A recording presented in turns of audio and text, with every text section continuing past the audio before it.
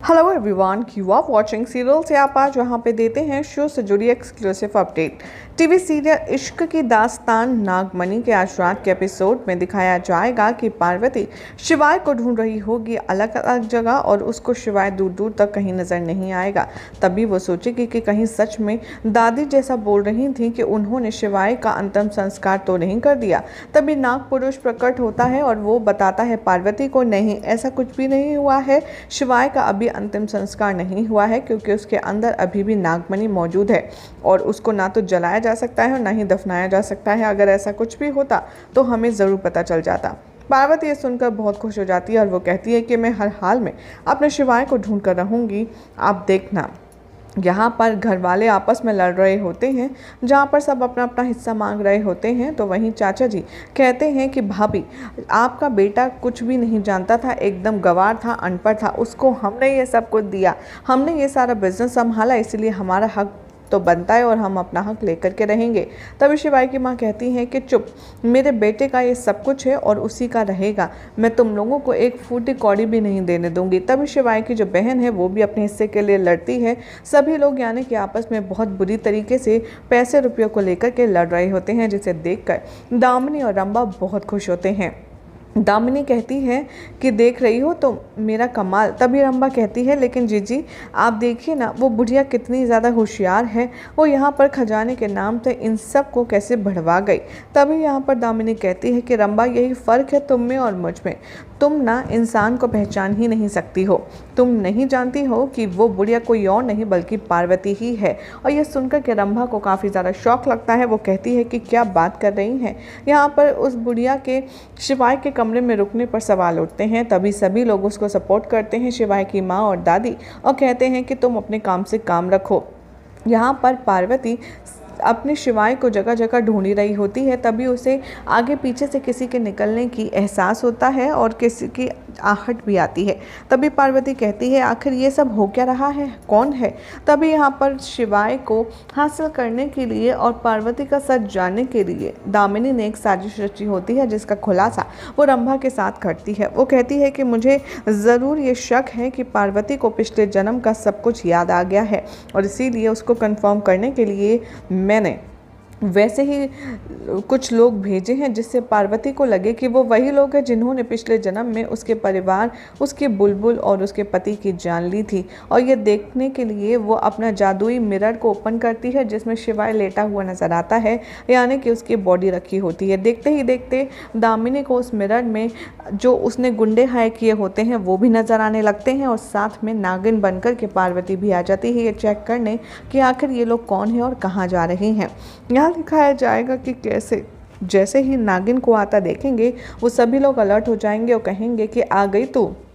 जिस तरह हमने पिछले जन्म में तेरे घर वालों को ख़त्म किया था, इस बार भी देख तेरे पति को हम ऐसे ही ख़त्म करने वाले हैं और तू हमें या तो सीधे सीधे से बता दे नागमणि कहाँ है, नहीं तो हम तेरे पति को जैसे ख़त्म किया है तुझे भी वैसे ही ख़त्म करेंगे और इसको चीर करके, इसको फाड़ करके तेरे पति को हम नागमणि निकालेंगे। तभी पार्वती यहाँ पर अपने नाग स्वरूप में ही आती है और उन पर हमला करती है। ये सब कुछ दामिनी देख रही होती है। शीशे के थ्रू फ्लैशबैक में दिखाया जाता है कि कैसे दामिनी ने कुछ गुंडों को हायर किया होता है, सबको ब्लैक कपड़े पहना देती और उनसे कहती है कि सबको, यानी कि पार्वती को ऐसा लगता है कि पिछले जन्म में तुमने ही उन लोगों की फैमिली को मारा था और उसे इस जन्म में तुम लोग वही लगने चाहिए। तभी वो कहती है, लेकिन वो एक इच्छाधारी नागिन है, कहीं तुम डर तो नहीं जाओगे।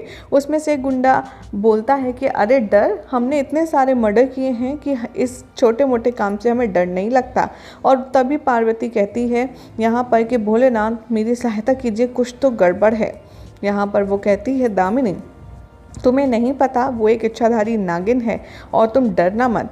तभी यहाँ पर वो उनको ऑल द बेस्ट कहती है और वहाँ से चली जाने के लिए कहती है और सारे गुंडे इधर फ्लैशबैक से आते हैं। तभी दामिनी की चाल का पार्वती को अंदाज़ा लग जाता है। वो अपने नाग स्वरूप में आकर के सबको थप्पड़ मारती है और कच को पूंछ से मार डालती है। और यहाँ पर शिवाय से वो कहती है कि शिवाय तुम बिल्कुल भी चिंता मत करो, अब मैं आ गई हूँ तुम्हें बचाने और तुम्हारे परिवार को बचाने, तुम्हें कुछ नहीं होगा। यहाँ पर वो सब गुंडों को चित्त कर देती है पार्वती और तभी अपने शिवाय को अपनी पूंछ में बांध कर के ले जाने लगती है। इतने में दामिनी वहाँ आ जाती है उसी कमरे में जिसमें शिवाय लेटा हुआ होता है और तभी वो चीखती चिल्लाती है और कहती है कि रंभा, यहाँ पर शिवाय नहीं है। मैंने शिवाय को यहाँ इसलिए रखा था ताकि मैं उसे पार्वती के सच उगलवाने में इस्तेमाल कर सकूं, लेकिन वो मेरे शिवाय को ले गई। वो मेरा है, सिर्फ मेरा ही रहेगा।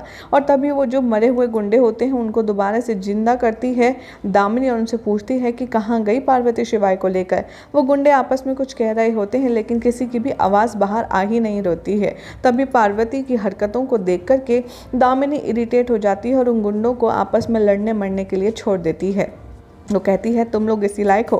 और इधर नागपुरुष जो है वो प्रकट होता है और भोलेनाथ से कहता है कि दामिनी ने अपने दुश्मन को बहुत ही अच्छे से हार दी है और वो बस शिवाय को बचाने में कामयाब हो, जय भोलेनाथ। और वो ये कह कर के चले जाते हैं और दामिनी यहाँ पर हाथ मलती रह जाती है और पार्वती अपने शिवाय को ले जा कर के एक सेफ जगह रख देती है।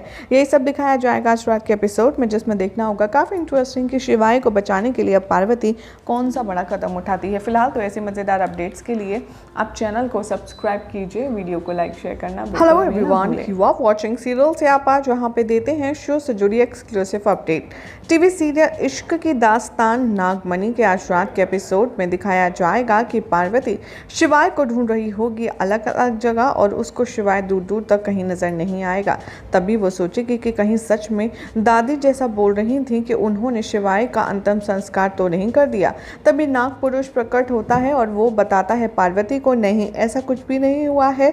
शिवाय का अभी अंतिम संस्कार नहीं हुआ है क्योंकि उसके अंदर अभी भी नागमणि मौजूद है और उसको ना तो जलाया जा सकता है और ना ही दफनाया जा सकता है। अगर ऐसा कुछ भी होता तो हमें ज़रूर पता चल जाता।